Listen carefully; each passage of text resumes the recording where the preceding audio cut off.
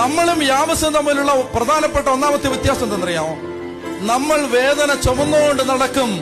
യാബസ് വേദന അത് ചുമക്കാൻ കഴിവുള്ളവന്റെ കയ്യിൽ കൊടുത്തിട്ട് ഫ്രീ ആയിട്ട് നടന്നു. അതാണ് യാബസ് നമ്മളെ വ്യത്യാസം. നമ്മളെന്താ ചെയ്യുന്നത്? നമ്മൾ നമ്മുടെ സകല വേദനയും ചുമന്നുകൊണ്ട് നടന്നു. യാബസോ ഈ വേദനയെല്ലാം എടുത്തിട്ട് അത് രണ്ട് കൈ നീട്ടിയിരിക്കുന്നവന്റെ കയ്യിലോട്ട് കൊടുത്തിട്ട് യാബസ് എന്താ ചെയ്തു? യാബസ് ഫ്രീ ആയിട്ട് നടന്നു.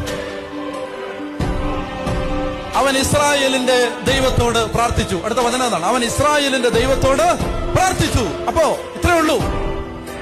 വേദന എല്ലാവർക്കും ഉണ്ട്. വേദന മാറ്റാൻ എന്താ വഴി? ദൈവത്തോട് പ്രാർത്ഥിച്ചു. അവൻ ദൈവത്തോട് പ്രാർത്ഥിച്ചു. എന്താ പ്രാർത്ഥിച്ചതറിയോ? ഈ ബൈബിളിലെ നമ്പർ 1 പ്രാർത്ഥനകളിൽ ഒന്നാണിത്.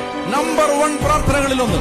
ഇത് ജീവിതത്തിൽ കുറച്ചു കാലത്തേക്കെങ്കിലും നിങ്ങൾ പ്രാർത്ഥിച്ചാൽ നിങ്ങളുടെ ജീവിതം മാറിയിരിക്കും എന്നതിന് ജീവിതമാണ് സാക്ഷ്യം.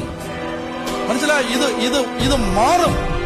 ജീവിതം അപ്പാടെ മാറും. ഇത് ഒരിക്കലെങ്കിലും ഒന്ന് പ്രാർത്ഥിച്ചാൽ മതി. ഉള്ളിൽ തട്ടി ഒരിക്കലെങ്കിലും, കർത്താവേ, പെട്ടെന്ന് പഠിച്ചോ, കർത്താവേ, കർത്താവേ എന്നെ അനുഗ്രഹിച്ച് എന്റെ അതിരുകൾ വിസ്തൃതമാക്കണമേ.